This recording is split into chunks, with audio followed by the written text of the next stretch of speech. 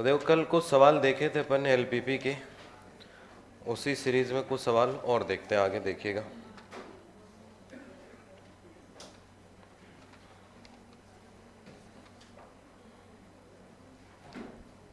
लिखिएगा नेक्स्ट सवाल।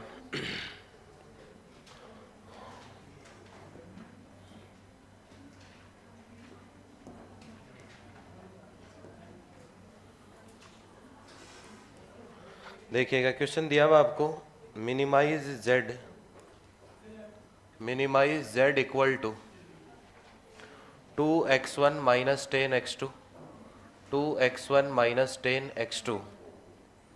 Subject to condition दे रखी है आपके पास x1 minus x2, x1 minus x2 greater than equal to 0, x1 minus 5x2 less than equal to -5, और ये दिया हुआ आपको x1 x2 greater than equal to 0। करो देखिए सॉल्यूशन।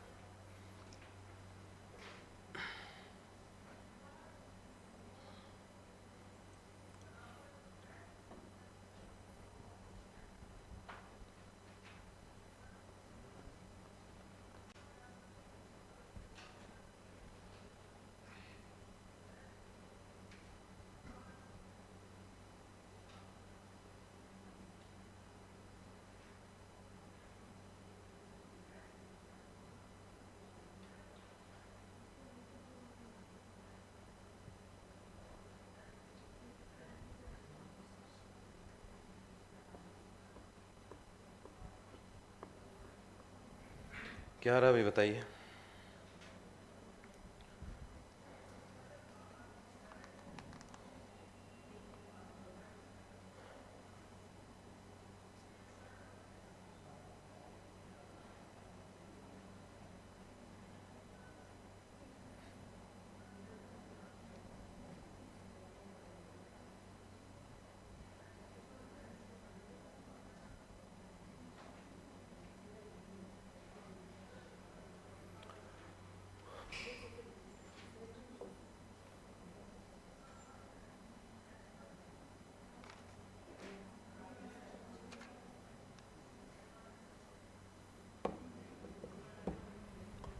सिंपल सवाल है भाई, इससे आसान तो क्या ही होगा कैलकुलेशन में।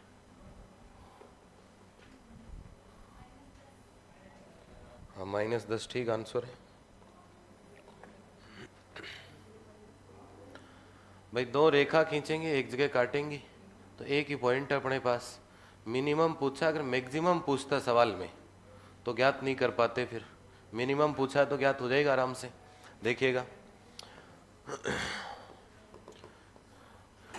यहाँ से देखें, कर्व ड्रॉ करते हैं इसका। देखो ये हो गया आपका x1 कह दो, और इसे क्या कह देंगे x2। एक तो ये लाइन लेके चलेंगे, x1 minus x2 equal to कितना 0। तो x1 minus x2 equal to 0 क्या होगा, यही लाइन होगी आपके पास। अरे जैसे y बराबर x होता है, वैसे x1 बराबर कितना हो गया x2 हो गया आपके पास। तो एक लाइन तो ये हो गई, एक नंबर दे देते हैं इसे। और दूसरी लाइन है बेटा x1 माइनस 5x2 और इक्वल टू कितना है 5, -5।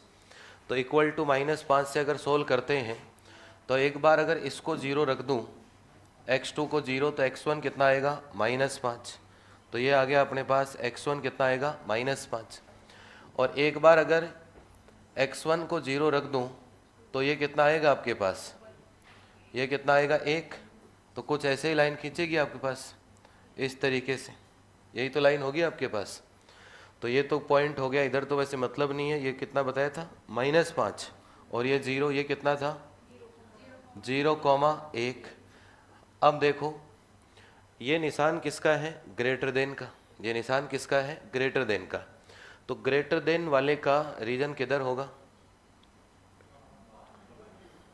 ग्रेटर देन वाले का रीजन किधर होगा?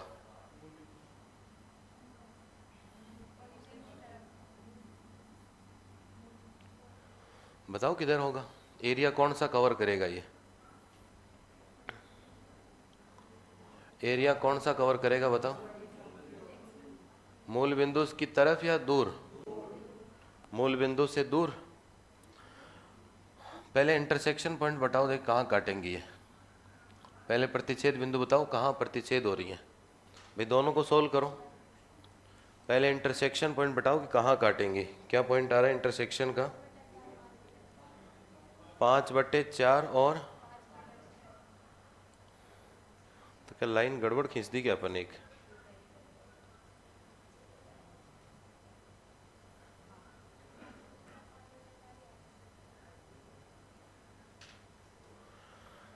जैसे इसके अंदर अगर पॉइंट रखें 2,1,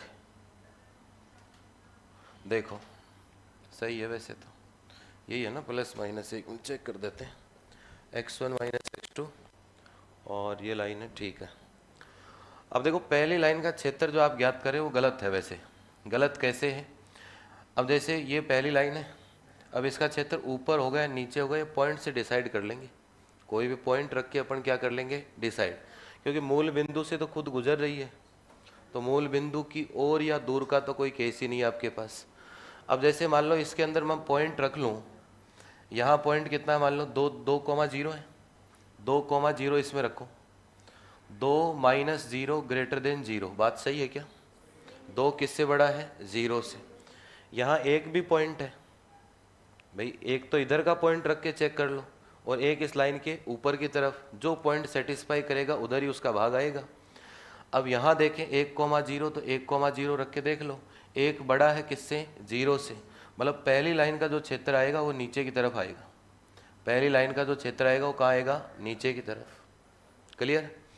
दूसरी लाइन की अगर बात करें तो दूसरी लाइन में कोई भी पॉइंट रख के चेक कर लो। अगर कोई कन्फ्यूजन लग रहा हो माइनस से आपको, या इधर माइनस गुणा करा लो तो निशान बदल जाएगा, कोई इश्यू नहीं है। अब कोई भी पॉइंट आप रखेंगे, जैसे यहाँ कोई पॉइंट ले लो, ये कितना था? 0,1। पॉइंट ले लो कोई 2, या 0,2, तो ये ले लेंगे 0, यहाँ रखेंगे 2, तो कितना हो गया? 10। -10 बताओ छोटा होता है कि नहीं होता? -5 से होता है। मतलब ऊपर की तरफ एरिया कवर कर रहा है। कोई भी पॉइंट से चेक कर लो, तो ये लाइन से एरिया कहाँ होगा? ऊपर की तरफ कवर होगा आपके पास। तो ये एरिया इसने कवर कर लिया। अब यहाँ से देखिएगा इंटरसेक्शन पॉइंट की बात है, ये उभयनिष्ठ रीजन हो गया आपके पास। ये कौन सा क्षेत्र हो गया? कॉमन रीजन हो गया आपके पास, या सुसंगत क्षेत्र कह सकते हैं इसे। अब एक पॉइंट है आपके पास, कितना आ रहा है बताओ इंटरसेक्शन पॉइंट? अरे दोनों को सोल्व कर लेंगे तो कितना आ रहा है? 5/4 और बराबर है x1 = x2, तो कितना आएगा? 5/4। तो ये इंटरसेक्शन पॉइंट आ गया। अब अगर इस सवाल में मैक्सिमम पूछता तो भाई पॉइंट आगे ऊपर बहुत सारे बढ़ रहे हैं पॉइंट, लेकिन सवाल में क्या पूछा है? मिनिमम। तो इस पॉइंट पे आपको क्या मिल जाएगा? मिनिमम मिल जाएगा। एक ही पॉइंट आपके पास, तो एक ही पॉइंट है तो चेक करने की जरूरत नहीं, डायरेक्ट ही कह दूंगा कि मिनिमम ऑफ z मिलेगा। और ये हो गया 2 × 5/4, और ये हो गया -10 × 5 कितना हो गया? 4। तो ये हो गया आपके पास कितना? 10/4। यही हो रहा है क्या? अरे यही तो है, 10/4 हो गया आपके पास।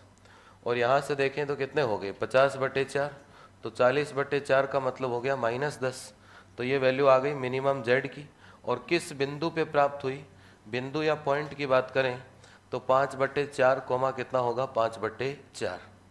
अब कई बार ये सवाल भी पूछ लेता है कि इस सवाल देगा और इस सवाल में पूछेगा कि इसका सुसंगत जो क्षेत्र होगा वो परिबद्ध होगा या अपरिबद्ध होगा। तो इस सवाल में सुसंगत क्षेत्र क्या है इसका? अपरिबद्ध या अनबाउंडेड है। तो ये भी सवाल पूछ सकता है। जरूरी नहीं कि पॉइंट ही पूछे या मिनिमम ही पूछे, क्षेत्र का सवाल भी आपसे पूछ सकता है।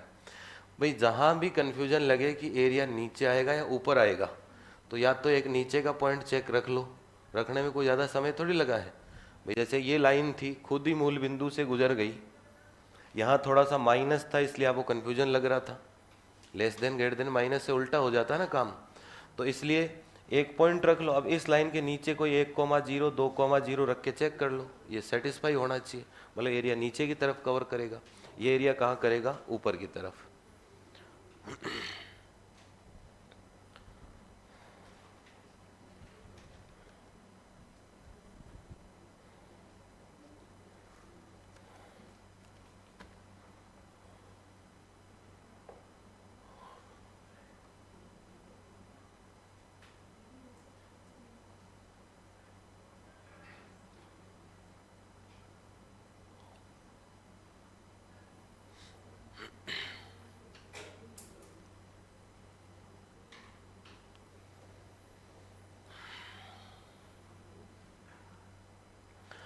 ये कौन पूछ रहा है अभी सवाल? सवाल बाद में पूछना बेटा, पहले जो अभी कराया था उसका तो सही उत्तर दे कम से कम। ये है ना 10 बता रहा है कि 2 बिंदुओं पे मिल रहा है। कहाँ मिल रहे हैं 2 बिंदु इसमें, और फिर ऊपर सवाल और पूछ रहा है कि ये सवाल बताओ। तो ऐसा काम नहीं होगा, है ना। पहले जो चल रहा है वो तो सीख लो एक बार।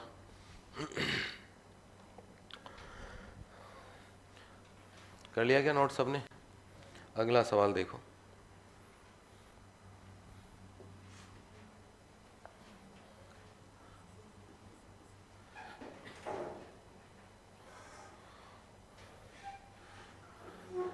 ये अगला कह रहा है इसके अंदर कि ऑप्टिमाइज या इष्टतम करो। कई बार क्या करता है, दोनों पूछ लेता है, मिनिमम और मैक्सिमम। तब सवाल में कुछ नहीं देगा, ऑप्शन में भी 2 तरीके के दे देगा कि मिनिमम वैल्यू इतनी है, मैक्सिमम वैल्यू इतनी है। तो दोनों पॉइंट पूछ रहा है, तो क्या लिखेगा, इष्टतम। फिर ऑप्शन में लिख देगा कि ये मैक्सिमम है, ये मिनिमम है। तो z equal to 5x plus 3y, z equal to 5x plus 3y such that, condition दे रखी है बेटा x plus Y less than equal to 6, और ये दिया हुआ x greater than equal to 3, ये दिया हुआ y greater than equal to 3, और ये लिखा हुआ 2x plus 3y, 2x plus 3y greater than equal to 3, और नीचे xy लिखा हुआ कि xy greater than equal to 0। बताइए कि कहाँ तो मैक्सिमा आएगा, कितनी वैल्यू आएगी, कहाँ मिनिमम आएगा, कितनी वैल्यू आएगी।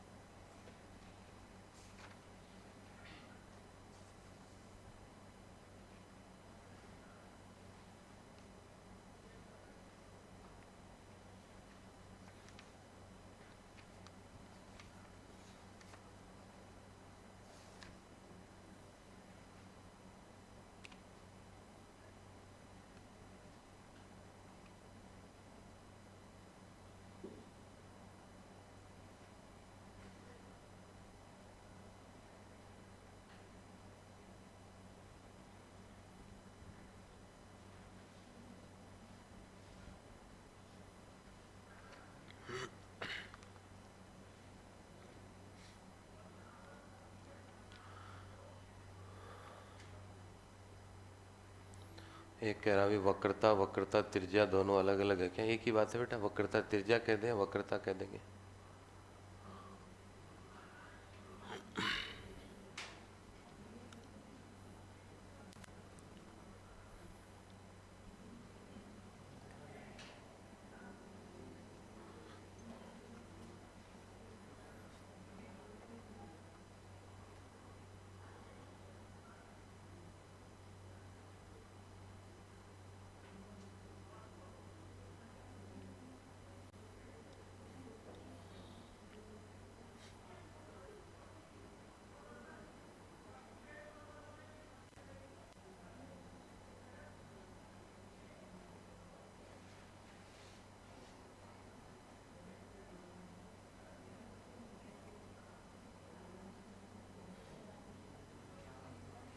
हाँ भी कितना है, पॉइंट ही नहीं आ रहा,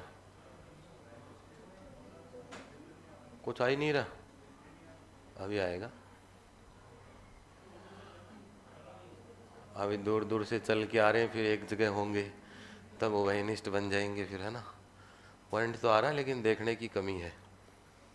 देखो भी सिंपल सवाल है, x कह देते हैं और इसको क्या कह देते हैं, y। अरे बात नहीं भी, बोर्ड पे देखो, ये इक्वेशन फर्स्ट मान लेता हूँ, ये सेकंड, ये थर्ड, और इसको क्या कह दिया मैंने, फोर्थ। ठीक है, पहला है x plus Y equal to 6, मतलब 6,0 और 0,6, ये खींच देते हैं पहली लाइन।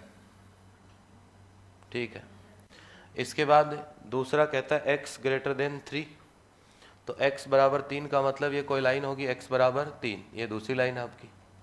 इसके बाद कहता है y बराबर 3, तो जिधर x बराबर 3 गुजरा है और ये लाइन थी x प्लस वाई बराबर कितना 6, तो यहीं से गुजरेगी ये लाइन भी, 3,3 मिलके 6 हो जाएगी, इसको भी सेटिस्फाई करेगा। तो ये लाइन हो गई कौन सी आपके पास, तीसरी लाइन। इसके बाद चौथी लाइन की बात करें, 2x plus 3y greater than equal to 3, यही लाइन है आपके पास। तो एक बार y 0 रखूंगा तो x कितना आएगा, 3/2, तो मतलब यहीं रहेंगे थोड़ा नज़दीक, ये तो 3 वाली लाइन है ना, तो यहाँ रह जाएंगे। चलो दोबारा x 0 रखेंगे तो y 1 रहेंगे, तो मतलब यहाँ ये पॉइंट आ गए, तो ये लाइन खींच दी आपकी, कौन सी लाइन, चौथी लाइन खींच दी, चारों लाइन। अब किसका एरिया किधर है देख लेते हैं। पहली लाइन बताती है लेस देन, लेस देन का मतलब नीचे की ओर, ये तो होगा नीचे की ओर एरिया इसका। भाई इक्वल टू तो है ही, मतलब इक्वल टू का मतलब होता है कि सर रेखा वाले बिंदु तो हैं ही सारे, और रेखा के नीचे जितने ही पॉइंट आ रहे हैं वो भी हैं इसके अंदर। ठीक है, इसके बाद कहता है x ग्रेटर देन, मतलब मूल बिंदु से दूर जाएगा, दूर जाएगा तो ये चला जाएगा आपके पास, ये लो ये दूर चला गया। इसके बाद कहता है y ग्रेटर देन, मतलब ये भी दूर जाएगा, तो ये भी दूर जा रहा है। और ये इस लाइन में देखें तो इसमें ग्रेटर देन है, मतलब दूर जाएगा, तो ये भी पॉइंट दूर जाएंगे।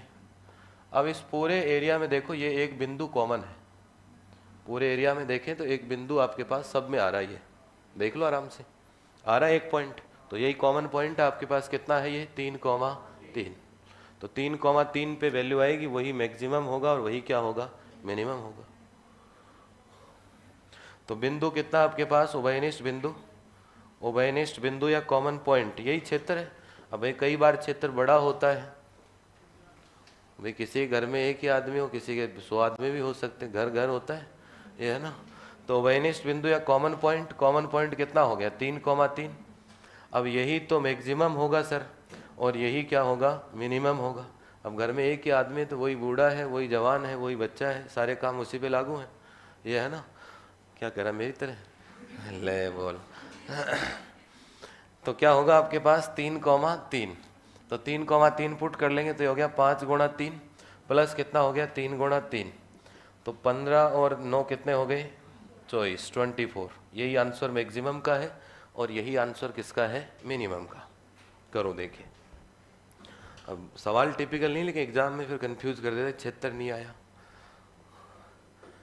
और फिर ऐसा ऑप्शन और दे सकता है अगला कि कोई क्षेत्र नहीं है, अपरिबद्ध क्षेत्र है, ना मैक्सिमा प्राप्त होगा ना मिनिमा होगा, तो तुरंत टिक कर लेंगे हम उस पर, ये है ना। सुविधा बहुत देता है ऑप्शन में आपके लिए कि दिमाग पे बिल्कुल भी आपके जोर नहीं आना चाहिए।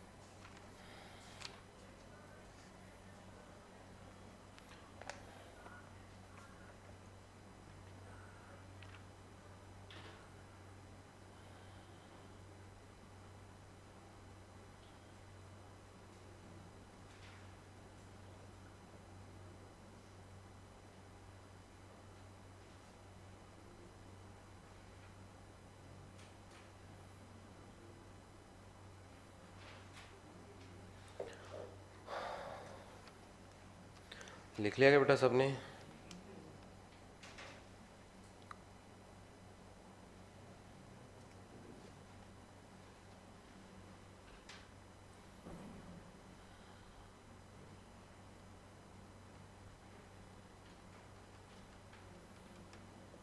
देखो अगला सवाल।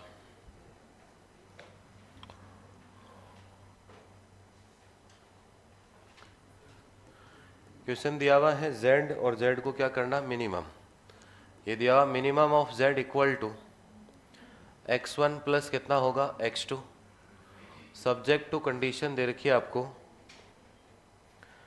कंडीशन है 5x1 plus 10x2, 5x1 plus 10x2 less than equal to 50, x1 plus x2 greater than equal to 1, x1 plus x2 greater than equal to 1, x2 less than equal to 4 और ये है x1 x2 greater than equal to 0। बताइए।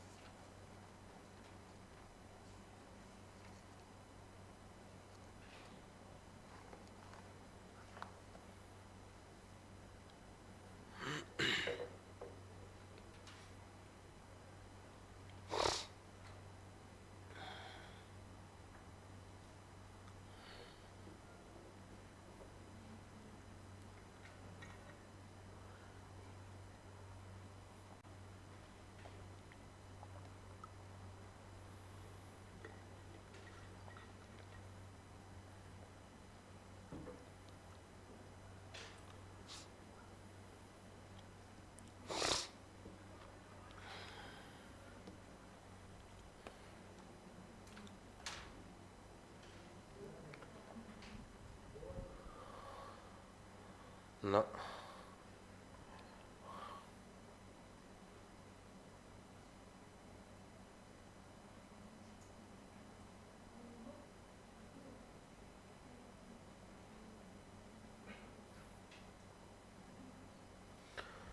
दो नहीं आ रहे भाई। क्या उत्तर है या बिंदु? उत्तर बता रहे हैं बिंदु बता रहे हैं? आंसर देख लेते हैं अभी। देखो 27 ना, कोई उत्तर है नहीं सवाल का। कल बताया था मैं कि एक सवाल में दो बिंदु आए थे और उसके आसपास और बिंदु चेक करेंगे तो सब पे भी वही मैक्सिमम आ रहा है। तो उस सवाल में बताया था कि कितने हल होंगे आपके पास, अपरिमित हल होंगे, अनंत हल होंगे, वो सवाल नहीं है भाई। दो पे तो सेम आ रहे हैं, फिर आसपास भी देखना पड़ेगा। कल देखा था एक सवाल में आपने कहा था, बोले सर इसके बीच वाला पॉइंट देख लो, था ना कोई 50-55 ऐसा कुछ था, उस पर वही 160 आंसर आ रहे थे। कल आए 160 ही आ रहे थे ना कल, तो बहुत सारे बिंदु थे 160 वाले। तो इसमें ऐसा नहीं कह सकते कि ये हल आएगा, एक हल आएगा, दो हल आएगा। तो इसमें हल कितने आएंगे, अपरिमित। और आंसर कितना आ रहा है वैसे? वैसे जेड में वैल्यू पुट करी होंगे ना, बिंदु कितनी वैल्यू आ रही है? वो एक आ रही है, उसका मुझे पता नहीं भैया ना, आंसर है नहीं किताब में इसका। देखो यहाँ से देखिएगा सॉल्यूशन। तो हम ग्राफ ड्रॉ कर लेते हैं। तो ये हो गया आपका x1 और ये क्या हो गया आपका x2। ये हो गया 5x1 plus 10x2 less than equal to 50। तो 50 मान लेते हैं इसको 0, तो कितना पॉइंट हो गया 10। तो इधर तो हो गया 10,0 और इधर 0 मान लेंगे तो इधर हो जाएगा 5, तो ये हो गया 0,5। ये लाइन ड्रॉ हो गई आपके पास एक नंबर। इसके बाद दूसरा कहता है x1 प्लस x2 और लेस देन का सवाल है, इसका मतलब ये रीजन आएगा इसका। दूसरा कहता है x1 प्लस x2 बराबर 1, तो 1 को 0 रखेंगे तो 1 से गुजरेगा ये, तो ये ऐसे गुजर जाएगा आपके पास। ये हो जाएगा 0,1 और ये हो जाएगा 1,0। ग्रेटर देन है मतलब ऊपर की ओर ये रीजन आएगा आपके पास। इसके बाद कहता है कि x2 less than equal to 4, मतलब x2 इक्वल टू 4, x2 का मतलब y को यहाँ कोई 4 होगा आपके पास, तो ये 4 बार लाइन खींच देते हैं। और ये कितने नंबर हो गया सेकंड, तो ये लाइन हो गई सेकंड और ये लाइन कौन सी हो गई थर्ड। तो ये पॉइंट तो आपको पता है 0,5, ये कितना है 0,4। अब इसका रीजन किधर होगा, इसका रीजन किधर होगा लेस देन। लेस देन का मतलब नीचे की ओर। तो कौन कौन से पॉइंट कॉमन में आ रहे हैं बताओ। एक तो ये पॉइंट, एक ये पॉइंट, एक ये पॉइंट और एक ये पॉइंट और एक ये पॉइंट। 5 पॉइंट कॉमन में आ रहे हैं आपके पास। 5 में से 3 तो सर जानते हैं, 3 के 4 जानते हैं। एक का प्रतिच्छेद देखना किसी से भी कर लो, कितना पॉइंट आएगा ये 2, तो 2,4 ये पॉइंट आएगा आपके पास। अब देखो वैसे तो सवाल देखते ही पता चल जाता है, जब ये सेम आ जाता है मामला तो फिर बहुत सारे पॉइंट आते हैं। कल वाला सवाल देखो, देखे सेम थी ये z वाली वैल्यू और एक इक्वेशन क्या थी उसके सेम बन रही थी, तब फिर अपरिमित हल आ जाएंगे। अब देखो इस बिंदु पे भी आपको क्या मिल रहा होगा भाई, यही तो पॉइंट है आपके पास। अब चेक कर लेते हैं, देखो तो बिंदु या पॉइंट और एक तरफ किसका मान देख लेते हैं z का मान या वैल्यू ऑफ z। तो पहला पॉइंट तो कितना है 0,4, तो ये तो हो गया 0,4। क्या वैल्यू आएगी z में, x1 प्लस x2 ही तो है z, तो कितनी वैल्यू आ गई 4। दूसरा पॉइंट है बेटा 0,1, तो 0,1 पे वैल्यू कितनी आ गई 1। तीसरा पॉइंट है 1,0, तो इस पे वैल्यू कितनी आ गई 1। और इसके बाद अगला पॉइंट है कितना 10,0, तो 10,0 पे वैल्यू कितनी आ गई 10, और एक बता रहे हो आप 2,4, तो वैल्यू कितनी आ गई 6। अब मिनिमम पूछा है सवाल में क्या पूछा है मिनिमम, तो मिनिमम 2 पॉइंट पे मिल रहा है आपको, 0,1 पे और 1,0 पे, 2 पॉइंट पे मिनिमम मिल रहा है। तो 2 पॉइंट पे मिनिमम मिल रहा है, तो सर और कोई पॉइंट रख के देख लो इसका, 2 पे मिलते ही सावधान होना है। और कोई पॉइंट रख के देखेंगे तो इसके बीच में कोई भी पॉइंट रख लो, कितना पॉइंट रखें 1/2, 1/2 रख लो, बीच का पॉइंट यही है। तो 1/2, 1/2 भी रखूंगा तो भी आंसर कितना आएगा 1। तो बहुत सारे बिंदु हैं जिन पे आंसर कितना आएगा 1 आएगा। तो अगर कोई पूछे इसका मिनिमम z कितना है, तो मिनिमम z की वैल्यू तो कितनी है 1। और आपसे पूछे कि हल कितने आ रहे हैं इसके, तो फिर क्या आ रहे हैं अपरिमित इष्टतम हल है इसके।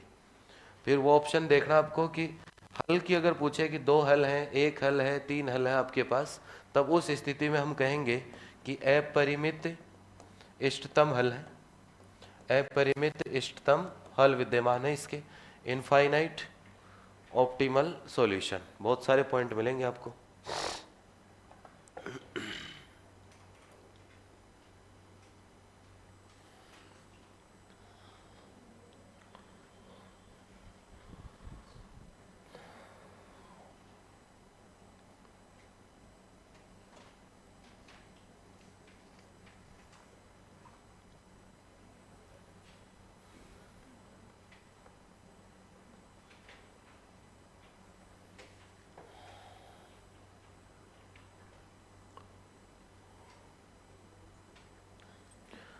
तो लगभग एग्जाम में एक सवाल आपको इससे रिलेटेड देखने को मिलेगा, चाहे उसमें हल पूछे, परिबद्ध क्षेत्र पूछे, चाहे सिर्फ समीकरण पूछे। जैसे कल सवाल थे ना थ्योरी टाइप लिखा हुआ, फिर उसमें अपन को खुद को बनानी थी समस्या या प्रॉब्लम कि मैक्सिमम z होगा मिनिमम z, क्या कंडीशन बनेंगी।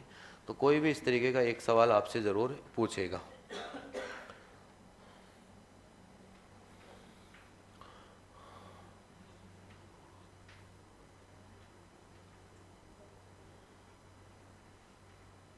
चलें आगे।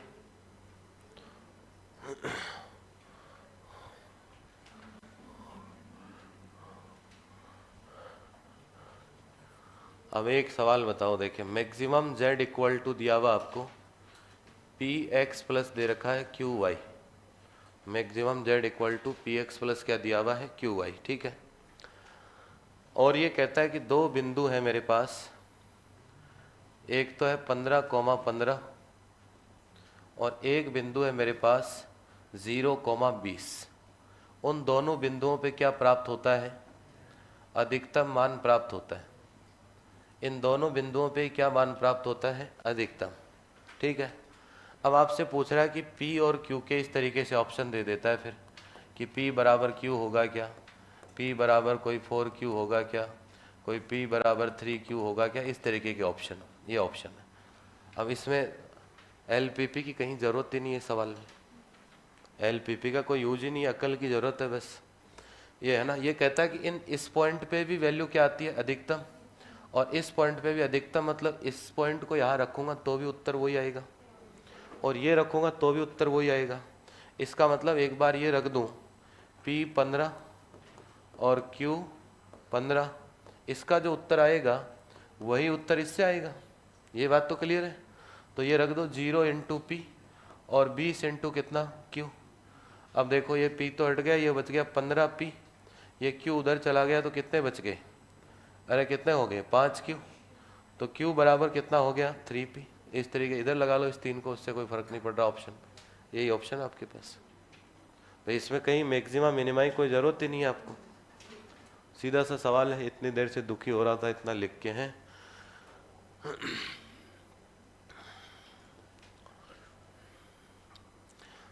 भाई थोड़ा सा दिमाग तो लगाना पड़ेगा कि दोनों पे क्या मिल रहा है? अधिकतम मान। दोनों पॉइंट पे क्या मिल रही है आपको? मैक्सिमम वैल्यू मिल रही है। तो दोनों पॉइंट पे मैक्सिमम मिल रही है, मतलब ये रखूँगा तो भी सर उत्तर वही आएगा, ये रखूँगा तो भी सर उत्तर वही आएगा। तो दोनों के उत्तर सेम है, तो दोनों के समीकरण भी क्या हो गए? सेम हो गए। सोल्व कर लो, आंसर आ गया।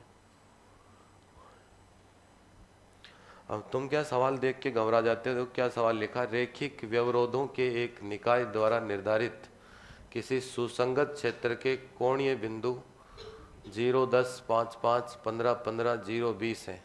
मान लीजिए z बराबर P X plus Q Y, P Q greater than 0, ये है ना।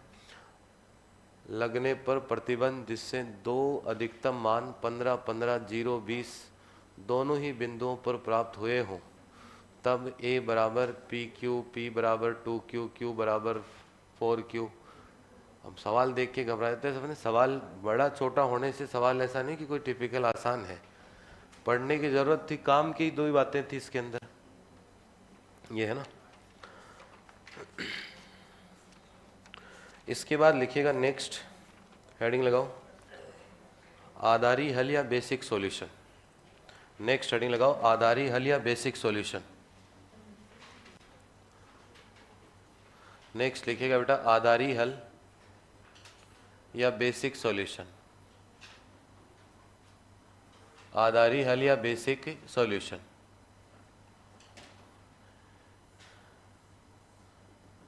अब फिर कह देते हैं कि एग्जाम में सर एक सवाल आया था जो आपने पढ़ाया नहीं था, ये सवाल आ जाता है फिर एग्जाम में, फिर कहते हैं कि ये क्या मास्टर पढ़ाता है, पढ़ाया उसमें तो कुछ आया ही नहीं, ये है ना। अब इस पिछले सवाल का क्या कर सकता है मास्टर बताओ? इसमें कुछ करना नहीं, कोई रेखा खींचनी नहीं, न कोई चित्र बनाना, न कोई पॉइंट रखना। अब इतना तो पता होना चाहिए दोनों ही बिंदुओं पे अधिकतम प्राप्त हो रहा है, इसका वैल्यू क्या है? सेम है, तो सीधा सवाल है। अब थोड़ा तो कई सवालों में इतना तो दिमाग की जरूरत पड़ेगी पड़ेगी। अब बात किसकी है? आधारी हल या बेसिक सॉल्यूशन की। पहले पूरी परिभाषा लिख लो, फिर समझाऊंगा एक उदाहरण से। लिखिएगा माना कि n चरों, माना कि n चरों तथा m समीकरणों, माना कि n चरों तथा m समीकरणों, माना कि m चरों तथा m समीकरणों का निकाय, माना कि n चरों तथा m समीकरणों का निकाय जो कि ax बराबर b, जो कि ए एक्स बराबर बी द्वारा व्यक्त जो कि ए एक्स बराबर बी द्वारा व्यक्त जो कि ए एक्स बराबर बी द्वारा व्यक्त किया गया है या किया जाता है, जो कि ए एक्स बराबर बी द्वारा व्यक्त किया जाता है, तथा तथा रैंक ऑफ ए तथा रैंक ऑफ ए, इसे रैंक बोलते हैं मैट्रिक्स में, तथा rank of A equal to rank of A B equal to M, तथा rank of A equal to rank of A B equal to M, तथा rank of A equal to rank of A B equal to M है।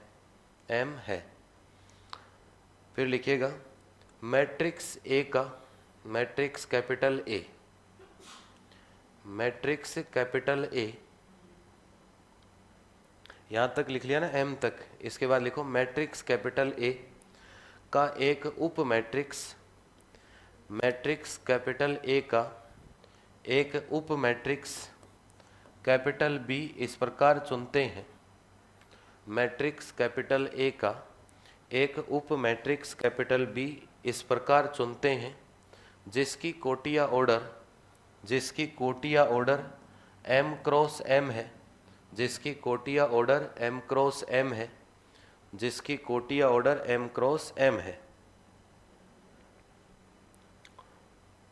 लिख लें यहाँ तक। अब लिखिए माना कि एक्स बी एक सदिश है, माना कि एक्स बी, ऐसे लिखना, माना कि एक्स बी एक सदिश है जिसमें m चर हैं, माना कि एक्स बी एक सदिश है जिसमें m चर हैं, माना कि एक्स बी एक सदिश है जिसमें m चर हैं, जो कि मैट्रिक्स बी के स्तंभों या कॉलम कह सकते हैं, जो कि मैट्रिक्स बी के स्तंभों या कॉलम के संगत है, जो कि मैट्रिक्स बी के स्तंभों या कॉलम के संगत है, आगे लिखो, तथा शेष n माइनस m, तथा शेष n माइनस m, तथा शेष n माइनस m, तथा शेष n माइनस m चर जो कि, तथा शेष n माइनस m चर जो कि मैट्रिक्स बी के, तथा शेष n माइनस m चर जो कि मैट्रिक्स बी के संगत नहीं है, तथा शेष n माइनस m चर जो कि मैट्रिक्स बी के संगत नहीं है, जो कि मैट्रिक्स बी के संगत नहीं है, जिनका सदिश एक्स आर है, जिनका सदिश एक्स आर है, जिनका सदिश एक्स आर है, तथा एक्स आर बराबर शून्य माने, तथा एक्स आर इक्वल टू शून्य माने या जीरो माने तब, तथा X are equal to zero माने, इतना ही लिखो, तथा X are equal to zero माने अर्थात n माइनस m, अर्थात n माइनस m चरों का मान शून्य है, अर्थात n माइनस m चरों का मान शून्य है, तथा अर्थात n माइनस m चरों का मान शून्य है, तब B X B equal to B, तब B X B equal to B, या X B equal to B inverse B, तब B X B equal to B या X B equal to B inverse B, X B equal to B inverse B निकाय का आधारी हल कहलाता है, निकाय का आधारी हल कहलाता है, निकाय का आधारी हल कहलाता है।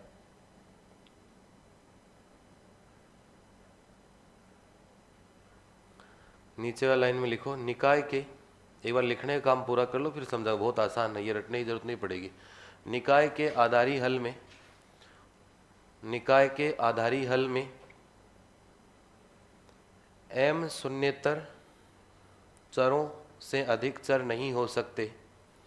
निकाय के आधारी हल में निकाय के आधारी हल में m शून्येतर शून्येतर का मतलब नॉन जीरो, m शून्येतर चरों से अधिक, निकाय के आधारी हल में m शून्येतर चरों से अधिक चर नहीं हो सकते, m शून्येतर चरों से अधिक चर नहीं हो सकते। निकाय के आधारी हल में m स्मॉल m शून्येतर चरों से अधिक चर नहीं हो सकते, अधिक चर नहीं हो सकते। आगे लिखिए, इसी लाइन में लिख लो, शेष चर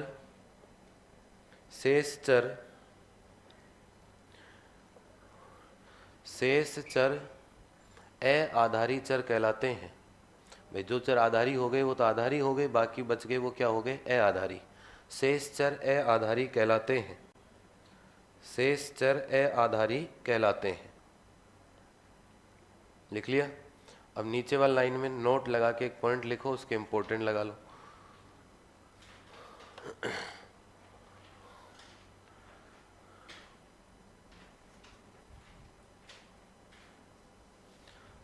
किसी निकाय के अधिकतम आधारी हल, किसी निकाय के अधिकतम आधारी हलों की संख्या, किसी निकाय के अधिकतम आधारी हलों की संख्या, किसी निकाय के अधिकतम आधारी हलों की संख्या, किसी निकाय के अधिकतम आधारी हलों की संख्या बराबर अधिकतम आधारी हलों की संख्या बराबर NCM, बराबर क्या होता है, NCM।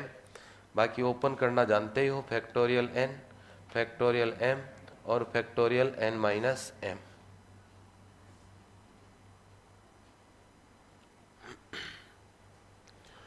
अब देखो पहली लाइन से, कॉपी में देखो और बोर्ड पे भी देखो। पहली लाइन लिखी हुई है आपकी कॉपी में कि एक ऐसा निकाय या सिस्टम है जिसके अंदर कितने चर हैं, n चर, और कितने समीकरण हैं, m। कल पहले आते यही लिखा था मैंने, a1 x1 plus a11 x1, कितने चर थे उसमें, n, और कितने समीकरण थे, m। वही तो लिखा हुआ ये। मैं यही तो कह रखा हूँ, एक सिस्टम या निकाय होगा जिसमें कितने चर हैं आपके पास, n चर। अभी भी बेसिक डेफिनेशन है तो nm में बात कर रहे हैं। जैसे ही सवाल आएगा तो x y या x1 x2 या ज़्यादा से ज़्यादा क्या हो जाएगा, x3 तक चला जाएगा। फिर हम कह देंगे कि कितने चर हैं, 3, कितने समीकरण हैं, 2 या 3, जो भी दिए हुए होंगे उस सवाल में। अब यहाँ से देखो, ये वही तो निकाय लिखा हुआ कि n चर और m समीकरणों का एक निकाय ax बराबर b। यहाँ तक किसी को डाउट? भाई जो भी सवाल था कल लिखा था अपन ने, नहीं लिखा था कॉपी में देख लो पीछे, उसमें a11 x1 plus a12 x2 ऐसा लिखा था ना। और कितने वेरिएबल थे, n वेरिएबल, और कितने समीकरण थे, लास्ट वाला था am1 x1 प्लस am2, तो कितने समीकरण थे, m, कितने वेरिएबल थे, n। और इसमें यह भी लिख लेना यहाँ पे जगह हो तो कि n जो है वो ग्रेटर देन क्या होना चाहिए, m। जगह होगी कहीं आसपास लिख लेना, पहले शायद नहीं लिखा हुआ अपन ने, तो ये ऊपर लिख लो है ना, n ग्रेटर देन क्या होगा, m। कि चर कम होने, नहीं चर तो होने चाहिए ज़्यादा और समीकरण उससे क्या होने चाहिए, कम। ठीक है, ये निकाय हो गया।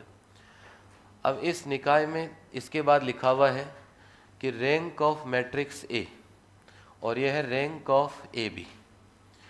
तो रैंक शब्द सुना है क्या आपने मैट्रिक्स में? अरे रैंक सुना है क्या? कोट लैब फिजिक्स में था।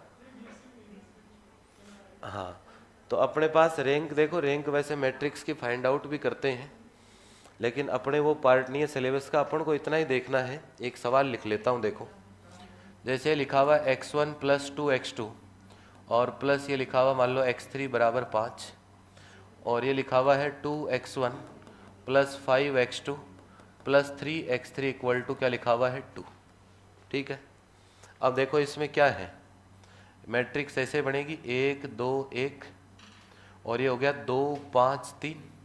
ये आपके वेरिएबल हो गए x1 x2 और x3, बराबर क्या हो गया आपके पास 5 और 2। तो ये तो आपका A है, ये आपका x है, और ये आपका क्या है, B है। यही सवाल है आपके पास। अब ये कहता है कि रैंक ऑफ ए बी बराबर क्या है, m। तो आपको रैंक निकालने नहीं जाना किसी भी सवाल में, रैंक निकालने के अलग अलग तरीके होते हैं, उन पे नहीं जाना आपको।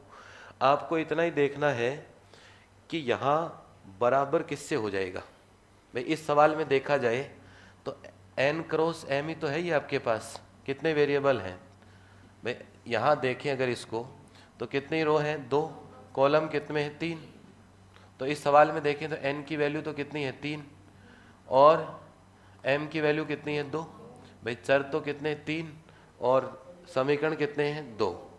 अब ये कहता है कि आपको क्या क्या ढूंढना है, m। तो सवाल देखते हैं, m बता दोगे कि m की वैल्यू कितनी है, 2। अरे सवाल देखते बता देंगे m की वैल्यू कितनी है, 2। तो आपको रैंक में नहीं जाना, आपको सिर्फ क्या देखना है, m की वैल्यू कितनी है, सवाल में कितनी वैल्यू है, 2। ये कौन सी मैट्रिक्स है, ए मैट्रिक्स आपकी। ये जो मैट्रिक्स नजर आ रही है आपकी क्या है, ए। m की वैल्यू सवाल देखते पता चल जाएगा कि m बराबर कितना है, 2। m पता चल गया, n पता चल गया, और ये a है, ये आपका x है, और ये क्या आपके पास b है। अब आगे आपकी कॉपी में लिखा हुआ है कि a मैट्रिक्स में से एक सब मैट्रिक्स निकालो, और वो कितने ऑर्डर की होनी चाहिए, m क्रॉस m। अब अपने सवाल पे आ जाओ, कितने की होनी चाहिए, 2/2 की होनी चाहिए। अब देखो 2/2 की या तो मैं ये निकाल सकता हूँ, ये 2/2 की हो गई, या फिर मैं ये भी निकाल सकता हूँ, ये भी कितने की होगी, 2/2 की। या और मैं पहला कॉलम ले लूँ और तीसरा ले लूँ तो ये 2/2 की हो गई। कितनी मैट्रिक्स निकल सकती हैं, 3। कितनी मैट्रिक्स निकल सकती हैं, 3। अब देखो एक बार में एक ही मैट्रिक्स सोल्व हो पाएगी, 3 है तो 3 बार में चेक करनी पड़ेगी। अब मान लो मैंने एक बार में एक मैट्रिक्स निकाल ली, ये निकाल ली 1 2, और ये कितना हो गया 2 5, निकाल ली एक मैट्रिक्स। ये मैट्रिक्स कौन सी कहला रही है, बी मैट्रिक्स कहला रही है आपकी। अब ये सोचो कि बी मैट्रिक्स में जो आए हैं, भाई इसको नॉर्मल जब सब एक्स होते हैं तो कौन सी मैट्रिक्स है, एक्स कहते हैं इसे। अब इस बी आते ही इसमें एक्स तो है, लेकिन ये कौन से एक्स होंगे, बी वाले। अब बताओ इसमें कौन कौन सा कॉलम आ रहा है, पहला और कौन सा, दूसरा। तो इस एक्स बी में 2 ही आएंगे बेटा, x1 और x2। एक्स बी मतलब बी मैट्रिक्स के रेस्पेक्ट में जो एक्स हैं, पहले तो पूरे एक्स थे, पूरा सवाल ए था, और पूरे ही एक्स थे तीनों। अब हमने कहा कि m क्रॉस m की a में से एक b निकालना है, तो हमने b निकाल लिया। अब बोले b के संगत सर x कौन से, x का मतलब आपको पे लिखा हुआ कि चर या वेरिएबल लिखा हुआ, x कह दो चाहे क्या कह दो, चर या वेरिएबल। तो b के संगत, जैसे मान लो मैंने ये मैट्रिक्स ली, तो उस स्थिति में तो एक्स बी कौन हो गया, x1 और x2। मान लो मैं ये ले लेता 2/2, ये भी ले सकता हूँ, तो उस स्थिति में यहाँ लिखता x2 और x3। भाई जो 2/2 की मैट्रिक्स बनी है, तो ये क्या हो गया आपके पास, xb। फिर आगे कहता है कि बोले सर m तो ले लिया आपने, पीछे कौन बच गए, टोटल चर कितने थे, n में से m तो अपन ने ले लिए, तो पीछे कौन बच गए, n-m। अपने सवाल में देखें तो एक बच गया, n-m करके देख लो, 3 - 2 बराबर कितना आएगा, 1। जो एक बच गया रिमेनिंग, उसको नाम देना चाहो तो उसको XR कह दो। XR का मतलब रिमेनिंग, जो बच गया, कौन बच गया इस सवाल में, x3। उस x3 की वैल्यू कितनी माननी है, 0। पढ़ो लाइन को, आगे लिखा हुआ है XR = 0, या उसके चरों का मान कितना होगा, 0। हो गया काम पूरा। अब क्या है, देखो b आई गया, b आपने यहाँ से लिया ही है, x भी हमने देख लिया कि x1 x2 वाला है तो वो रख दिया, और बराबर b मैट्रिक्स ये दे ही रखी है अगले ने। ये कौन सी है, b, अरे स्मॉल b है ना इसका नाम, यहाँ वैल्यू पुट कर लो ये रहा, या इसको b को उधर भेज दो। तो अपन को तो भाई x1 और x2 की वैल्यू चाहिए, आधारी हल कह दो चाहे आधारी चरों का मान चाहिए अपन को। तो ये 2 वेरिएबल बचे अपने पास, और जो तीसरे की वैल्यू तो मेरे को पहले पता चल गई, x3 की वैल्यू तो कितनी होगी, 0। अब b मैट्रिक्स तो देखो वहाँ से ले आऊँगा, और ये कैपिटल B आपको नज़र आ रही है, इसका क्या कर लूँगा, इनवर्स। इसका क्या कर लूँगा, इनवर्स। दोनों मैट्रिक्स को गुणा करा लूँगा, तो कोई ऐसा आंसर आएगा, मान लो जो नॉर्मल बता रहा हूँ कि सर 3 और कितना आ गया, 5, ये आंसर आ गया। तो जब हल लिखेंगे तो ऐसे लिखेंगे, x1 तो 3, x2 5, और x3 कितना, 0। तो ये एक हो गया आधारी हल, ये क्या कहलाएगा आपके पास, आधारी हल। अब दूसरा भी निकालना पड़ेगा। बोले सर ये तो एक ही मैट्रिक्स लेके चले, फिर दूसरी ले लो।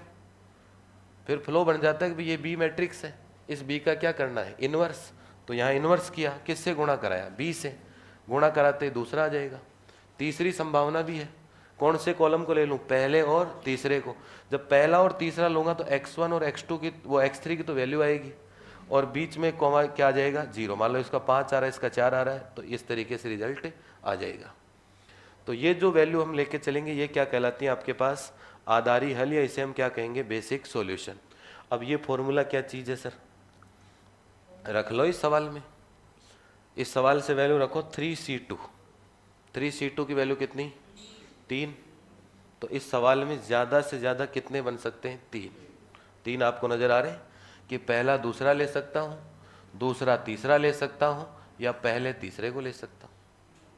यही तो फॉर्मूला लिखा है कि ज़्यादा से ज़्यादा कितने बन सकते हैं, तो ज़्यादा से ज़्यादा कितने बन सकते हैं 3। इस सवाल से चेक कर लो इसे 3C2, और 3C2 किसके बराबर है 3 के। तो अब आपको ये परिभाषा रटने की जरूरत नहीं है, ऐसा सवाल देगा, ये निकाय या सिस्टम है। Ax बराबर क्या हो गया B। n और m की वैल्यू देखो, A मैट्रिक्स में से B मैट्रिक्स निकालनी है, कितने ऑर्डर की m क्रॉस m की। m क्रॉस m की मैट्रिक्स को B कह देंगे, उसमें जो आए हैं कॉलम, मान लो पहला दूसरा लिया तो x1 और क्या हो जाएगा x2, वो तो यहाँ लिखो x1 x2। B मैट्रिक्स छोटा b वाला उधर दिख ही रहा आपको, और जो बड़ा B है उसका इन्वर्स कर ही लोगे। 2/2 का मैट्रिक्स का तो इन्वर्स डायरेक्ट होता है, आता होगा ना 2/2 मैट्रिक्स का कैसे होता है इन्वर्स, इनको इधर और चलो अभी सवाल आ जाए तब चेक कर लूंगा मैं, है ना। तो इसको लिखने की जरूरत नहीं, अभी सवाल करेंगे अपन, बाकी कंसेप्ट समझ आना चाहिए भी, और सवाल भी कराऊंगा, एग्जाम में सवाल भी आते हैं, ऐसा नहीं आते, यहाँ से सवाल भी पूछेगा। अब पहले एक दो परिभाषाएं और लिखो। आधारी हल भी दो प्रकार के होते हैं, आधारी हल भी दो प्रकार के होते हैं। तो आगे लिखिएगा बेटा, अगली लाइन से लिख लो, आधारी हल दो प्रकार के होते हैं। Basic solutions are of 2 type, कि आधारी हल कितने प्रकार के होंगे 2 प्रकार के।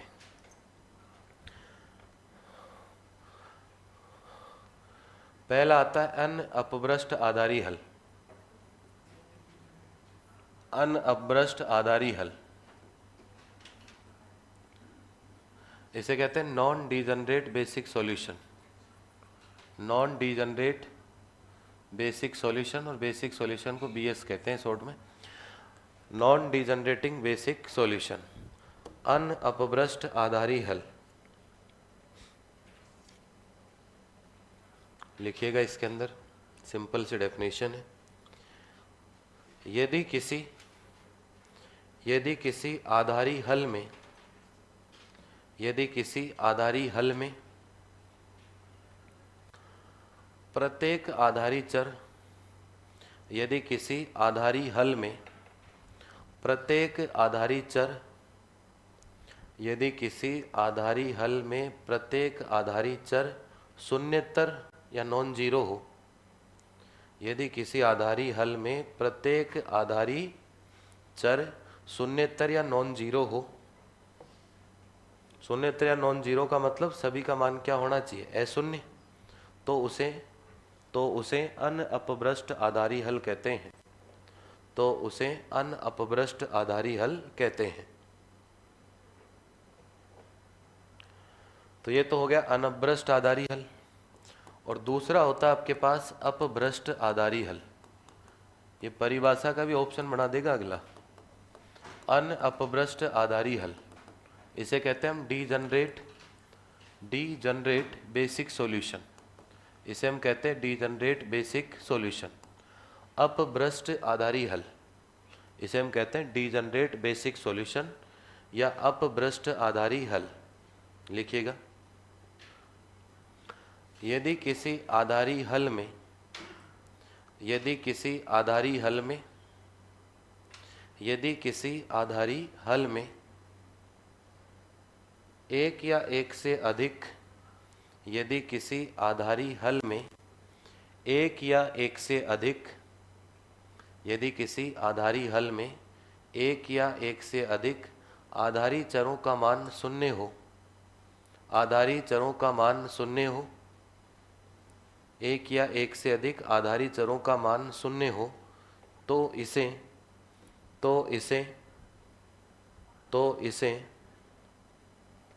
अपभ्रष्ट आधारी हल कहते हैं, तो इसे अपभ्रष्ट आधारी हल कहते हैं। देखो क्या मतलब है भाई इसका, जैसे ये सवाल था आपके पास, यही मैट्रिक्स लेके चले थे, ये वाला पार्ट लिया था अपन ने। तो इसके कौन से चर थे, x1 और x2। तो ये दो चर क्या कहलाते हैं, आधारी चर। जो भाई इसमें आएंगे वो क्या कहलाते हैं, आधारी। और जो इसमें नहीं आता उसकी वैल्यू तो कितनी हो जाती है, 0। अब देखो, अगर इसका मान 3 आ गया, इसका मान 5 आ गया और ये नहीं आता, वो तो 0 रहता ही हमेशा। अब इन दोनों की वैल्यू बताओ 0 है क्या, नहीं है। तो ये कौन सा आधारी हल है, पहली टाइप का अनअपभ्रष्ट आधारी हल। भाई ये तो 0 होगा ही, जो इसमें नहीं आएगा वो तो होगा ही होगा। और अगर मान लो ये सोल्व करूँ और x1 भी क्या आ जाए सर, 0, और ये भी 0 हो जाए आपके पास यहाँ, तो अब आधारी हल तो है, ये बेसिक सॉल्यूशन तो है, लेकिन कौन सी कैटेगरी में आ गया, अपभ्रष्ट कैटेगरी में आ गया। यही तो लिखा हुआ उसमें। भाई ये जो चर इसके b के साथ जो वेरिएबल आ जाते हैं वो कौन से वेरिएबल हैं, आधारी चर, बेसिक वेरिएबल है। अगर इनमें किसी की भी वैल्यू 0 नहीं आती हो तो फिर तो क्या कहलाएगा, नॉन डिजनरेट या अनभ्रष्ट। और इनमें से किसी एक की या दोनों की वैल्यू या तीनों की वैल्यू, 3 भी होंगे किसी सवाल में, तो अगर इनमें से किसी की वैल्यू 0 आ जाए, भाई जो पीछे बच जाता है वो तो हमेशा क्या रहना है, 0। लेकिन अगर इनमें से किसी की वैल्यू 0 आ जाए तो फिर वो क्या कहलाता है, अपभ्रष्ट आधारी हल कहलाता है। इसके बाद एक नेक्स्ट डेफिनेशन और लिखिएगा, ये होता है आधारी सुसंगत हल। आधारी सुसंगत हल या basic feasible solution, BFS, basic feasible solution. आधारी सुसंगत हल, या इसे हम कहते हैं बेसिक फिजिबल सॉल्यूशन।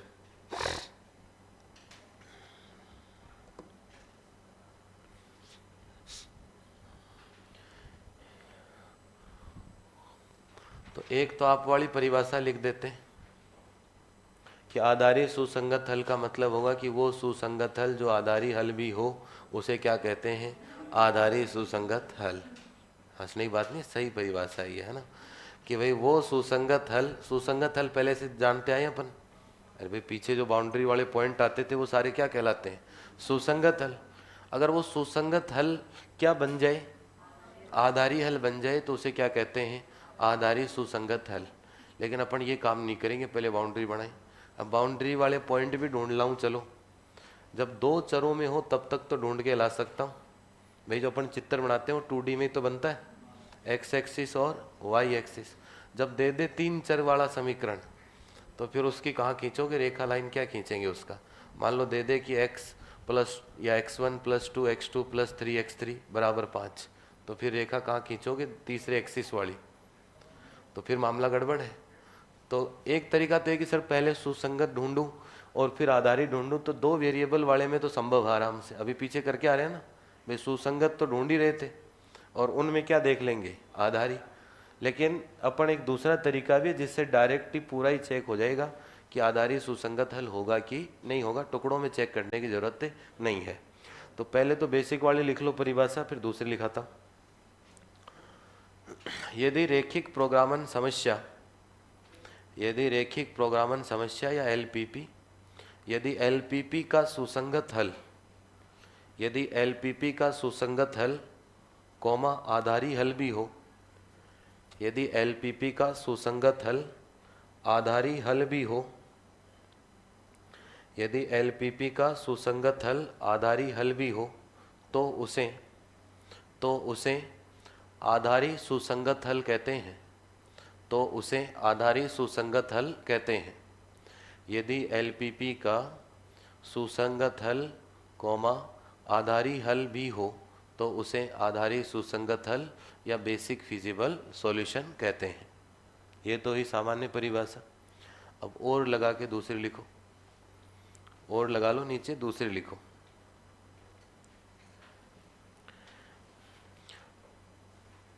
यदि कोई रैखिक प्रोग्रामन समस्या, यदि कोई LPP, यदि कोई रैखिक प्रोग्रामन समस्या n चरों तथा m समीकरणों, यदि कोई रैखिक प्रोग्रामन समस्या LPP n चरों स्मॉल n चरों तथा m समीकरणों, n चरों तथा m समीकरणों, और वो लिख लो ब्रैकेट में n ग्रेटर देन m। यदि कोई LPP n चरों तथा m समीकरणों n ग्रेटर देन m का निकाय है तो, का निकाय या सिस्टम है तो, का निकाय या सिस्टम है तो, निकाय या सिस्टम है तो उसके, निकाय या सिस्टम है तो उसके आधारी सुसंगत हल में, निकाय या सिस्टम है तो उसके आधारी सुसंगत हल में, उसके आधारी सुसंगत हल में, पहला पॉइंट लिखो फिर नीचे वाला लाइन से, तो उसके आधारी सुसंगत हल में कम से कम, पहला पॉइंट में लिखिएगा कम से कम n माइनस एम चरों का मान, कम से कम n माइनस एम चरों का मान, कम से कम n माइनस एम चरों का मान शून्य होगा, कम से कम n माइनस एम चरों का मान शून्य होगा। सेकंड पॉइंट, किसी भी चर, सेकंड पॉइंट लिख लो बेटा, किसी भी चर का मान ऋणात्मक नहीं होगा, किसी भी चर का मान ऋणात्मक नहीं होगा, किसी भी चर का मान ऋणात्मक नहीं होगा, किसी भी चर का मान ऋणात्मक नहीं होगा।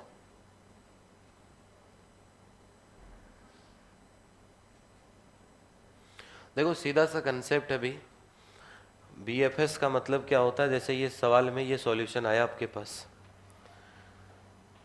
जैसे ये मान लो ये 3 था और ये कितना था 5, और जो पीछे छूट जाता है वो तो क्या होगा 0। जो पीछे जो छूट जाता है इसमें नहीं आया वो कौन से चर कहलाते हैं, n माइनस एम। भाई m तो ले लिए, इसके अंदर m का मान कितना था 2, 2 तो ले लिए, पीछे जो छूट गया वो तो 0 परमानेंट है, तो ये तो 0 होगा ही होगा। और कोई भी 0 हो सकता है, हमें कोई दिक्कत नहीं है, लिखा हुआ ना पहला पॉइंट कि कम से कम n माइनस एम, मतलब जो छूटेंगे वो तो 0 होंगे ही होंगे, वो तो पहले से जान रहे थे अपन। और इनके अलावा और कोई भी 0 हो सकता है। अगर और कोई 0 हो जाएगा तो फिर वो नाम, एक नाम एक्स्ट्रा और जुड़ जाएगा, कौन सा, अपभ्रष्ट आधारी सुसंगत हल। और अगर सार कोई 0 नहीं हुआ एक के अलावा, मतलब जो नहीं आ रहा था उसके अलावा, तो फिर कौन सा नाम जुड़ जाएगा, अनअपभ्रष्ट आधारी सुसंगत हल। लेकिन आधारी होने के लिए दूसरी कंडीशन क्या है कि कोई भी वैल्यू आपके पास क्या नहीं आनी चाहिए, नेगेटिव नहीं होनी चाहिए। मान लो आपसे पूछे किसी सवाल में कि ये आ गया, एक तो उत्तर आया मान लो -350, एक उसमें उत्तर आ रहा है मान लो 24 या 204, ये 2 उत्तर आए। अब कोई पूछे कि कितने आधारी हल आए, तो कितने आए 2। और कोई पूछे कितने आधारी सुसंगत हल आए, तो फिर एक ही आएगा, क्योंकि भाई एक वैल्यू तो क्या आ गई, नेगेटिव आ गई, तो ये क्या हो गया आपके पास, कैंसिल हो गया। तो बेसिक से डेफिनेशन पता होनी चाहिए, है ना। अब देखो सवाल,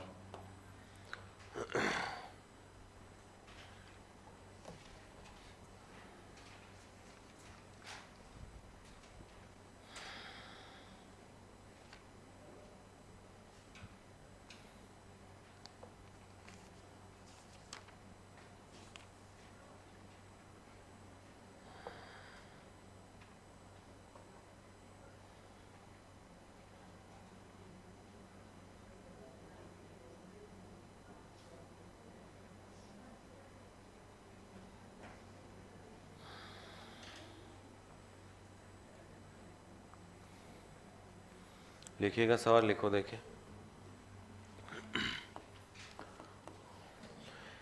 ये दिया हुआ x+2y, नहीं x+y+2z और इक्वल टू दिया हुआ आपको 12 लिखा हुआ है, ठीक है। और ये लिखा हुआ 3x+5y, 3x+5y+8z इक्वल टू क्या लिखा हुआ है 50, ठीक है। और बाकी तो variable x y z greater than equal to क्या कह रहा है 0, ठीक है। और इसमें आपसे पूछा है कि सुसंगत हल ज्ञात करने इसके, एक तो इसके सभी सुसंगत हल ज्ञात कीजिए और ऐसा हल भी ज्ञात कीजिए जो आधारी नहीं है। आप तो करो इसे सोल्व जैसा मैंने बताया अभी, बाकी सब बता दूंगा लास्ट में क्या क्या बनेगा।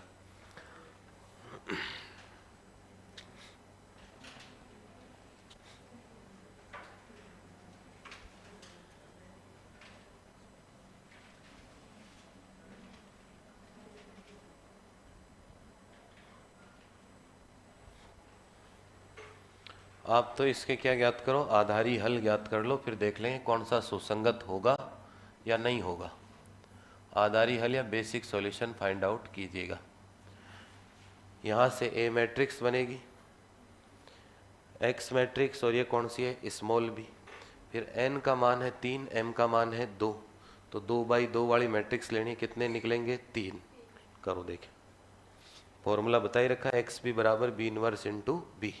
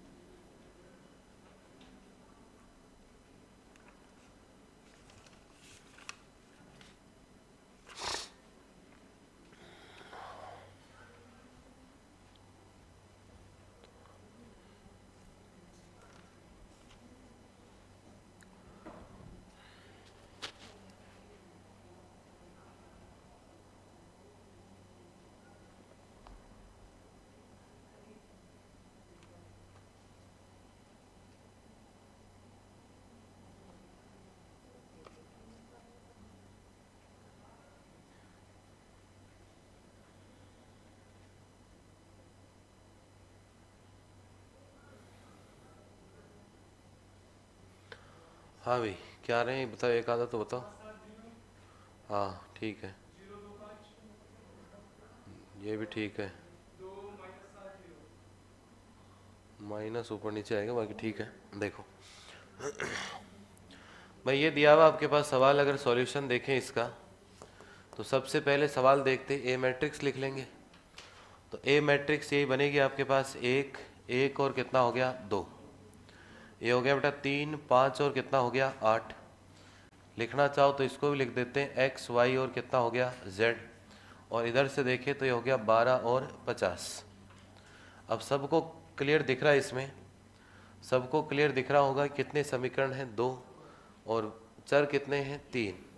तो अगर बेसिक सा देखें इस सवाल में तो n बराबर तो कितना है 3 और m बराबर कितना है 2। अब इस a मैट्रिक्स में से इसको नॉर्मली a कहते हैं, इसको x कहते हैं, और ये क्या कहलाता है आपका b कहलाता है, ठीक है। अब यही तो सीखा बेटा, a मैट्रिक्स में से b निकालनी है, कितने ऑर्डर की, m क्रॉस m की। तो m की वैल्यू कितनी है 2, तो 2/2 की निकलेगी। तो 2/2 में 3 संभावनाएं हैं सर। तो अब b अगर 1 निकलता तो b कह देंगे, b कितने निकलेंगे 3। तो 3 संभावनाएं, तो एक को b1 कह देंगे, एक तो ऐसा होगा 1 3 और एक कितना होगा 1 5। दूसरे को कहना चाहूँ तो b2 कह देंगे। अब ये क्या है कि सोल्व करते टाइम ही लिख लिया करो इसके ऊपर, क्यों वहाँ अपन को दिखाना तो है नहीं कॉपी में कोई। ये किस किस को लिया यहाँ लिख लिया करो, x1 और किसको लिया था x2 को। अच्छा xy है तो xy कह देंगे।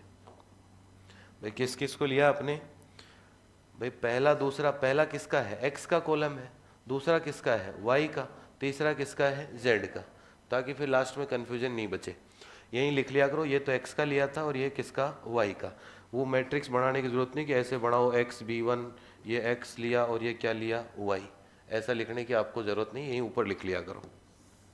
इसके बाद b2 सर, b2 में ये ले लेता हूँ दूसरा और तीसरा, तो ये हो गया 1 5 और ये कितना हो गया 2 8। किस किस को लिया है, तो ऊपर लिख दो y को और किसको z को, ये लिया था x को और y को।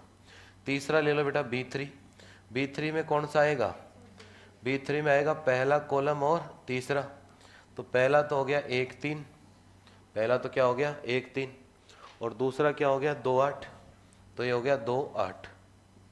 और इसमें किसको लिया है, x को और z को। जिसको नहीं लिया लास्ट में उसकी वैल्यू कितनी पुट करनी है, जब पूरा आंसर लिखेंगे तो वैल्यू कितनी पुट करनी है 0।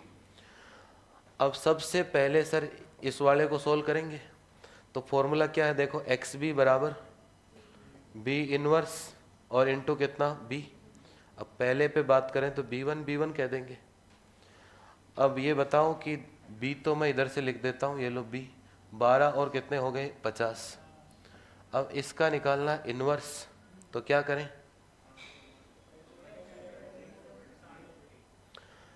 क्या करेंगे, देखो पहले तो क्या लिखेंगे, इसका सारणी क्या डिटरमिनेंट भी चाहिए आपको, अरे चाहिए ना सारणी क्या डिटरमिनेंट।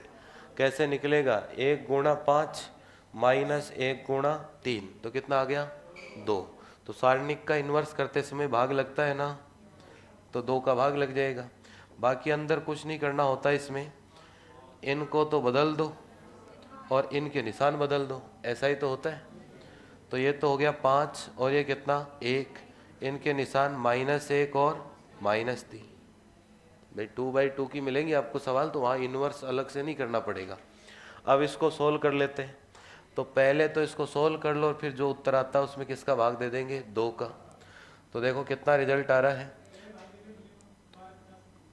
पहले भाग दे ले बेटा कोई दिक्कत नहीं है। 12 गुणा 5 कितने हो गए 60, -1 कितने 50, और 50 का मतलब 10, 2 का भाग दिया तो आ गया 5। ये हो गया -3 गुणा 12 36 और 1 50, तो कितने बच गए 14 बच गए, 2 का भाग दिया तो 7। ये है आपके पास। इसके बाद क्या देखेंगे, x b2, x b2 का मतलब, अरे बात नहीं बेटा देखो है ना, इतना ही आसान था तो फिर उत्तर बताते। अब मैं करता हूँ तब तो क्या करा रहा है ना, ये हम कर देते कभी। b2 इनवर्स देखो, ये कितना हो गया, इसका डिटरमिनेंट चाहिएगा पहले, तो 8 माइनस कितना 10, तो माइनस का 1/2 भाग लग गया सारणिक का। इनको उल्टा भी करना तो 8 और 1, ये हो गया -5 और कितना -2। किससे गुणा होगा बेटा 20 से, 20 से गुणा होगा तो 12 50, तो ये हो गया 12 50। तो कितना लिखें बताओ, 12 8 कितने हो गए 96 और ये हो गए 100, तो 4 बच गए किसके, माइनस के बच रहे हैं क्या, और भाग इसका देंगे तो कितने बच गए 2। चलो सही चल रहे ना, ठीक है। ये कितने हो गए 60 और 50 10, तो कितने बच गए, प्लस क्या माइनस के, प्लस के बच गए, ये हो गए 2 5।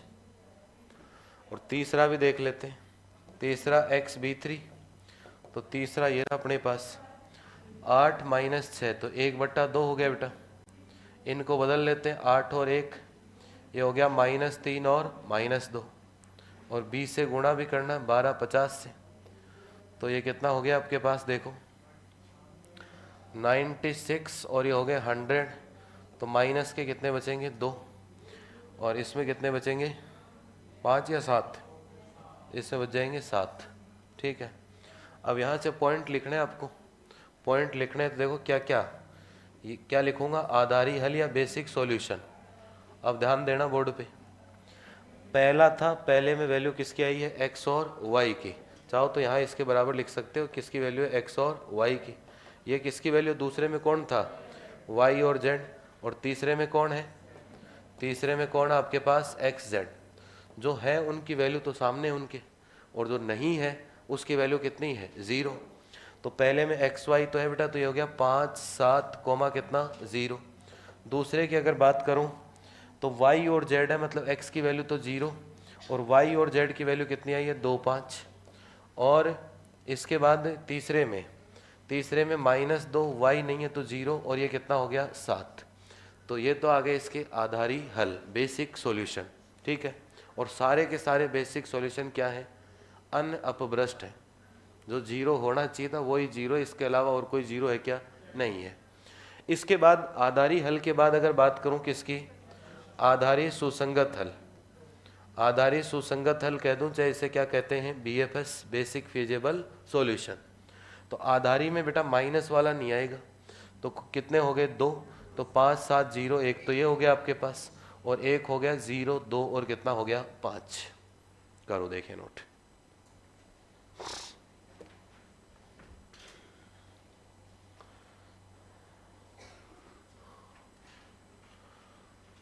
तो कोई बड़ी कैलकुलेशन नहीं, एग्जाम में अगर पूछता है सवाल आपके सामने है, ये भी लिखने की आपको ज़रूरत नहीं है, वैसे तो डायरेक्ट ही बी बना लो, 1 3 1 5, और 1 3 1 5 लिखो नहीं, इसका इन्वर्स उल्टा लिख लो, ये इधर जाएगा, ये माइनस लगेगा, सारणिक डायरेक्ट ही ज्ञात हो रहा है, 12 50 उधर दिख रहा है, गुणा कर लो उत्तर आ जाएगा।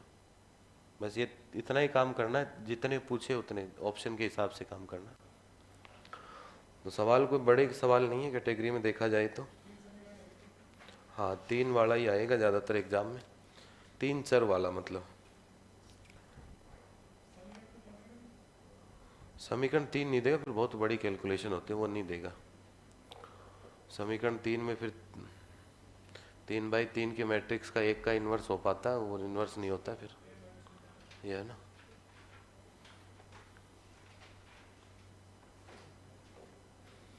चर जरूर 4 दे सकता, अगर चर 4 दे दे तो फिर कितने बनेंगे, फिर 6 बनेंगे, 4C2, अब तो क्या था 3C2, और फिर क्या हो जाएगा 4C2, तो फिर 6 बनेंगे। तो मोस्टली जो एग्जाम में पूछता है 3 चर और 2 समीकरण, ये स्टैंडर्ड फॉर्म है वैसे।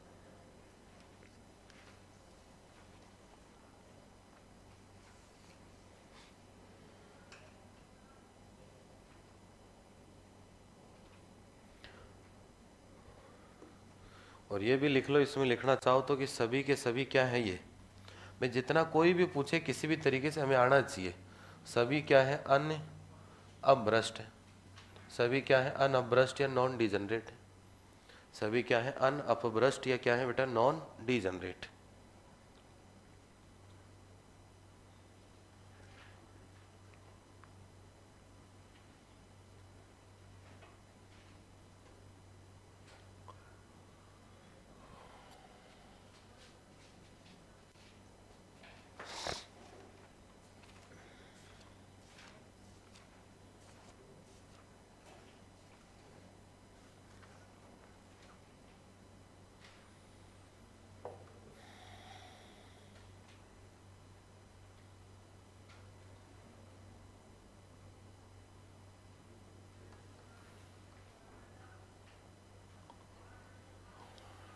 लिख लिया क्या सबने?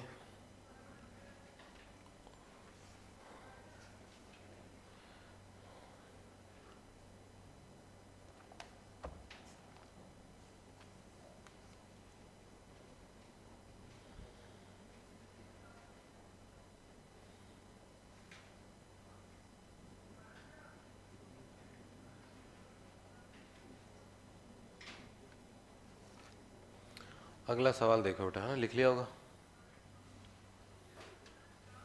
देखो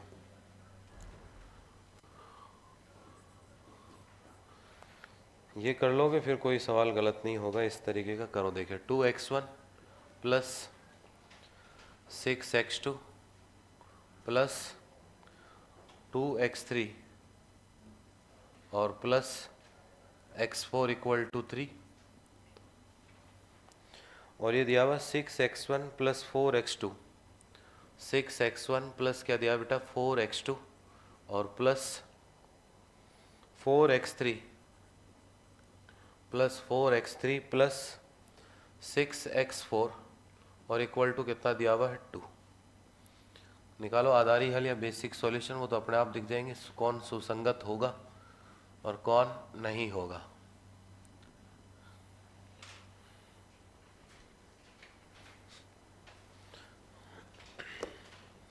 पहले तो ये बताओ कितने निकलेंगे इसमें। 4C2 चर कितने हैं 4, समीकरण कितने हैं 2, तो 2 2 के जोड़े बनाने आपको 2/2 की, तो एक ये बनेगी। फिर ऐसी स्थिति हो तो एक को पकड़ लिया करो फिक्स, पहले के साथ दूसरा, पहले के साथ तीसरा, पहले के साथ चौथा, कोई नहीं छूटेगा। फिर दूसरे को पकड़ लो, दूसरे के साथ तीसरा और दूसरे के साथ चौथा, फिर इसको पकड़ लो, तीसरे के साथ चौथा, अब आगे कोई है नहीं, खत्म। तो कितने बनेंगे 6। कोई दुखदायी बात नहीं है, गुणा करो बताओ उत्तर 6 के, है ना।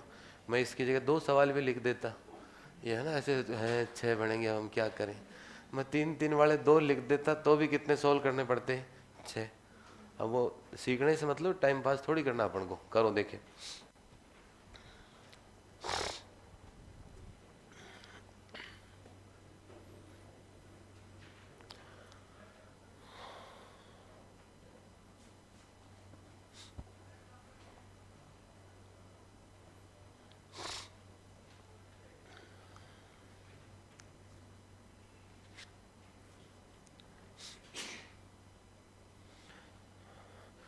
भाई ये किताब हुई, एनए वाली किताब हुई, इन किताबों में 1 2 सवाल कर लो, मेथड सीख लो, 1 2 सवाल कर लो, फिर कोई दिक्कत नहीं है।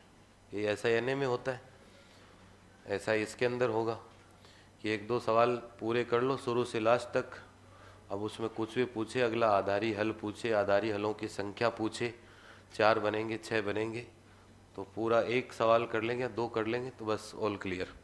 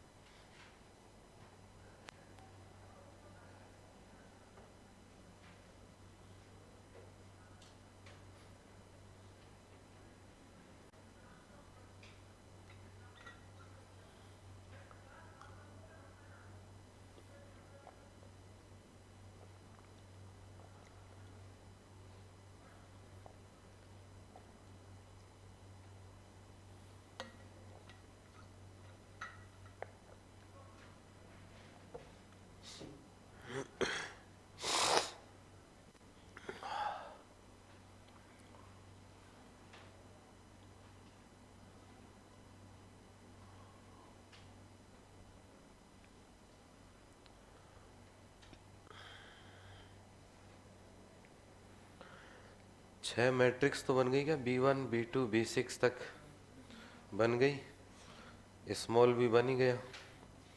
अब सारणिक निकालो डिटर्मिनेंट और इन्वर्स कर लो।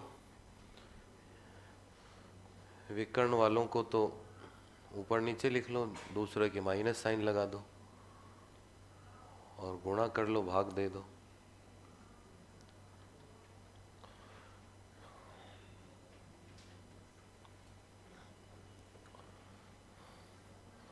तो घबराना नहीं है, बट्टे में आ जाए तो बट्टे में भी आ सकता है ना। हाँ, कि ये तो अब साथ में 2 का भाग नहीं जा रहा तो मैं क्या करूं, तो ऐसा नहीं है।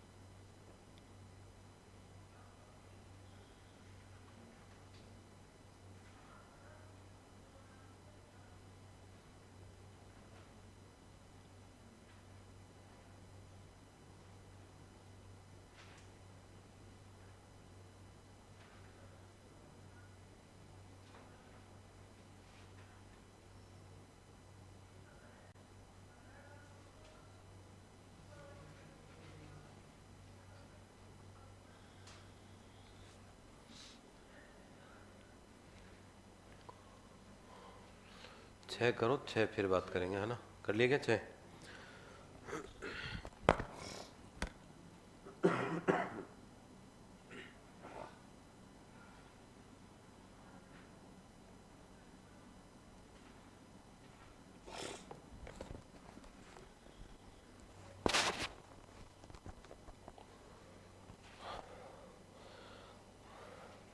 तो 6 में ये बताओ कि भाई कितने सुसंगत हैं कितने नहीं हैं, ये बताओ। देखें,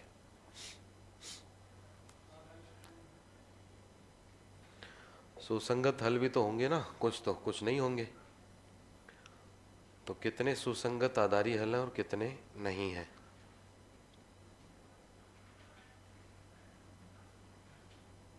जैसे पिछले सवाल में एक नहीं था, है एक्स्ट्रा। हाँ, 3 वाला तो होगा सुसंगत। क्या हो रहा है, पढ़ो सुसंगत की परिभाषा अभी भी लिखा के हूं कि कम से कम n-1 जीरो होना चाहिए, बाकी और कोई जीरो हो जाए तो क्या दिक्कत है, हो जाओ, माइनस का नहीं होना चाहिए बस। लिखो पहले पॉइंट में क्या लिखा, भाई n-m जो छोड़ के आए वो तो जीरो होते ही होते हैं, उसके अलावा और कोई हो जाए तो भी हमें कोई दिक्कत नहीं है। हमें दिक्कत किससे है, माइनस से दिक्कत है। 2 सेम आ रहे हैं, सेम भी आ सकते हैं, क्या दिक्कत है।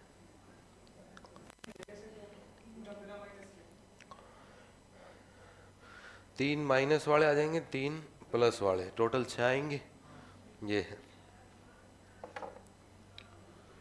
देखो ये उत्तर आने चाहिए। मैं सोल्व नहीं करने वाला हूँ इसको, कोई भरोसे बैठा हो तो मत रहना, है ना। ये रिजल्ट आएंगे 0, 1/2, 0, 0। नेक्स्ट जो सॉल्यूशन आएगा वो आएगा -2, 0 और 7/2, 0।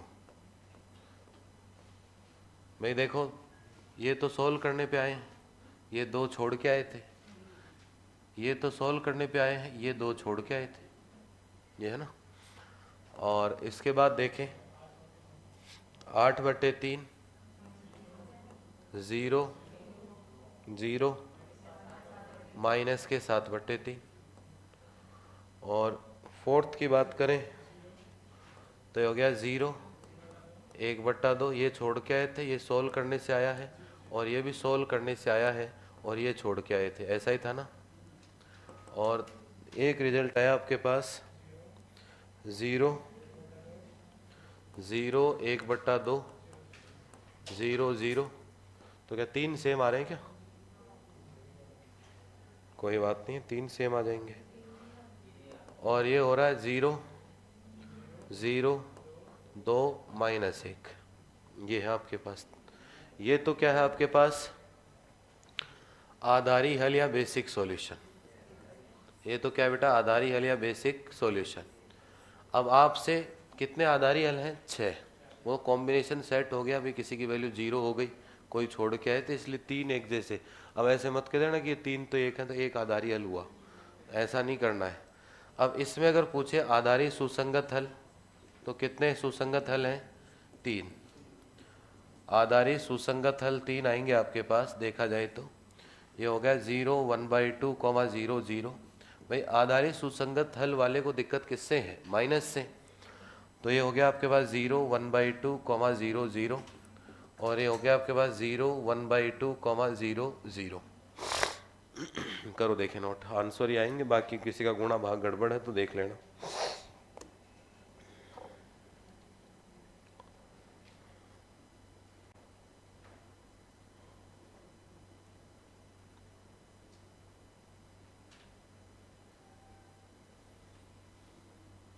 अब वैसे काउंटिंग में देखा जाए तो 3 है, लेकिन तीनों ही क्या है? सेम है। तीनों ही क्या है? सेम है। तो अब आपसे पूछे कि इसका आधारी सुसंगत हल परिमित होगा या अद्वितीय होगा, तो सारी वैल्यू एक जैसी आ रही हैं। मतलब वैसे देखा जाए तो एक ही चीज़ आई है अपने पास सब में, ये है और ये क्या है? ये। तो इसमें नीचे लिखना है अद्वितीय आधारी सुसंगत हल है इस सवाल में। अद्वितीय यूनिक बेसिक फिजिबल सॉल्यूशन। अद्वितीय आधारी सुसंगत हल।